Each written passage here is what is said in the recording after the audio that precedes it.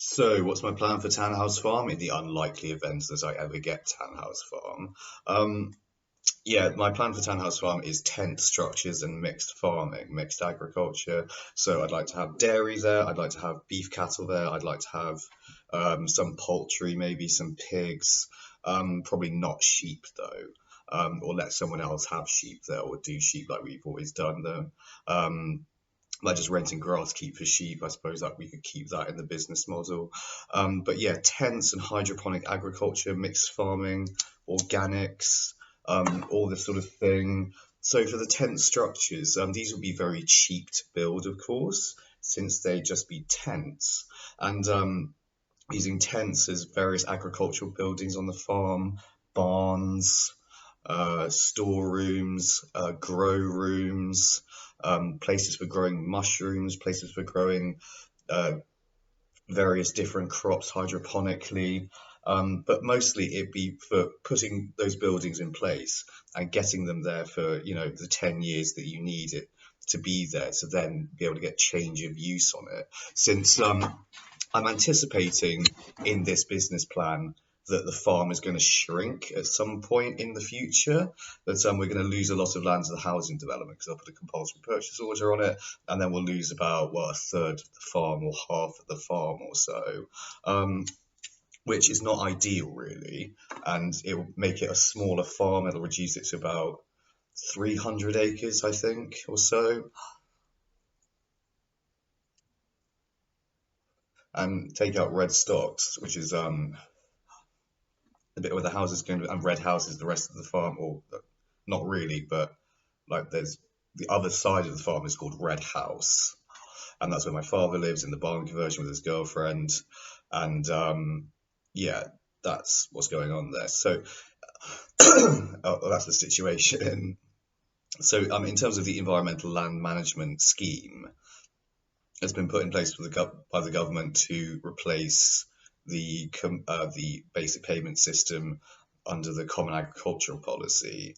They're very much sponsoring things like rewilding, planting trees, adding buffer strips, um, protecting watercourses, things like this, putting ponds in. I would like to dam up the brook that runs by the house and make a lake there and turn it into a lake with hydroelectric or mini hydroelectric. The mini hydroelectric would probably power the farm, um, give it, electricity, and maybe also derive some heating from it if you convert the heating system to electric. Then install wind turbines, at least one turbine, hopefully as many as humanly possible, obviously. And what I want to do with red stocks, which is where the houses are going, put an interim turbine field there, of experimental turbines. Just not really use the land for farming as such, but just kind of maybe use it for experiments even. And I'd like to have my rocket building business there as well in the future. So that'd be the ideal place for it. So have turbine fields and a launch tower at Tanhouse, red stocks even. But yeah, get rid of the livery yard entirely, I think, or move it. Say enough is enough with the horses. Um, Try and convert it all to mixed farming, or maybe keep a few horses around, sure, or rent people some stabling for horses, or shrink it a bit. But yeah, try and take control of those stables again, or well, we do control the stables, obviously, but like yeah, repurpose them for something else, I think, maybe. And yeah, repurpose them for other agricultural buildings. And I'd like to turn part of that into a dairy, I think, and have like either a micro dairy or a more substantial dairy farm, maybe even like 50 cows or 20 cows. I'm not so fussed about the number of cows I have. I just like to have some, and then maybe have them milked by a robot, but let them like waddle about in the fields surrounding the farmhouse. That could be a good idea. But then again, I've devised a system whereby I could construct an entire dairy unit just using tents alone. And, everything inside it would be, well, it'd do everything that standard agricultural buildings do. It provide light, warmth, shelter, obviously. Um, yeah, it would do everything that a standard dairy building can do, and I'm not really certain there's all that many drawbacks to it. It'd be a lot cheaper to build tents as well. It'd be far cheaper, and we could do it all ourselves. We wouldn't have to get people in we wouldn't have to get builders in to build a new shed. We could make all the buttresses and poles ourselves. We could put canvas over it all, which is what I'm imagining. And yeah, it wouldn't be too hard to put it all together, I don't think. It'd just be like Meccano, sort of. Yeah, and with minimal foundations, really, not too much. But I think crucially, it would make it look beautiful. It would turn it into a beautiful, beautiful place. And could take on some staff for the dairy and the beef. Yeah, like a couple of staff members, I think. And then, yeah, staff the rest of it with volunteers and woofers, very possibly, or rent space to people who want their own agricultural businesses for growing things like hydroponic strawberries, tomatoes, whatever, and rent space out that way. I want to have a restaurant there called the Hog Pit by the lake that I'm imagining. Also made out of tent structures, and it'd be modern, it'd be good looking, it'd be cool. So like minimally invasive building.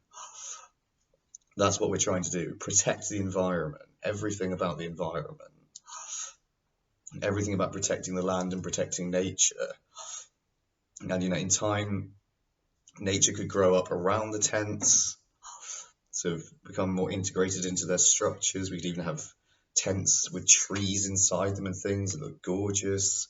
And crucially, what following this business model would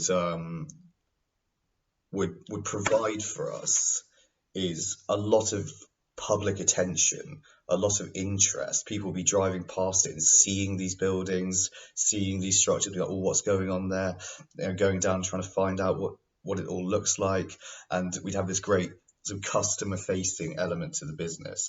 Could have via that we could create a very successful farm shop if we knew what we were doing, if we had all the right connections with all the local farmers, really, butchers and so on, and selling their produce in it, and selling our own produce in it as well, of course. I'm even thinking like things like maybe having a little vineyard, if that can be managed. I don't know, because I know like one or two people from Plumpton College who are on the wine course, and they talk about wine all the time in vineyards and how easy they are to start and so on, or supposedly how easy they are to start. And I mean, the potential is enormous, I think. The potential with it is very great. And as I said, I spent most of my life at that place. So, of course, I'm interested in taking it on in the future. But, family situation being what it is, they don't realise like what they could have, what they could still have. You could have very, very interesting projects occurring at Tanhouse Farm. Very interesting stuff could be going on there. But you're not interested in that.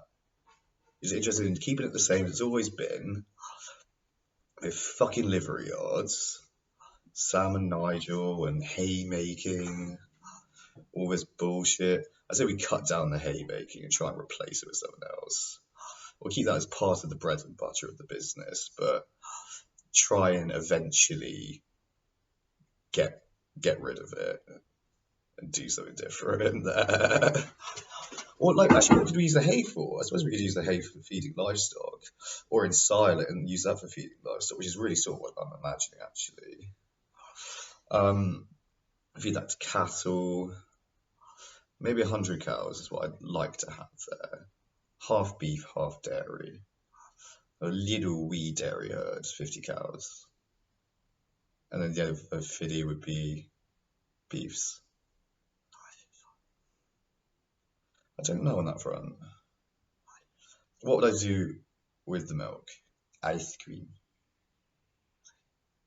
Ice cream. Because making ice cream is unbelievably easy. Yeah, making ice cream is probably the simplest dairy product to make, I think, in terms of like a dairy, well, other than milk itself. I think making like, well, you've got to make cream, haven't you, for ice cream. So you've already got like, it's very easy, is what I'm trying to say. I think it's far easier than making cheese. I think cheese making looks difficult. It also looks expensive to make cheese.